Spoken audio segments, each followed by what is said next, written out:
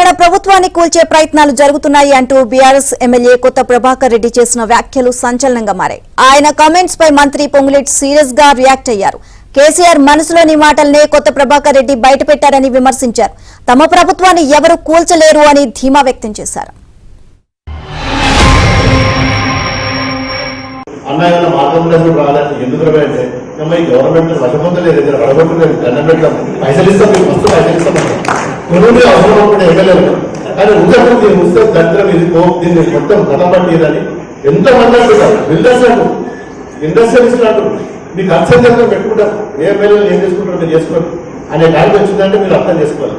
మీరు ఇందిరమ్మ ప్రభుత్వాన్ని కోల్చాలని పగట కలలకు అంటున్నారు.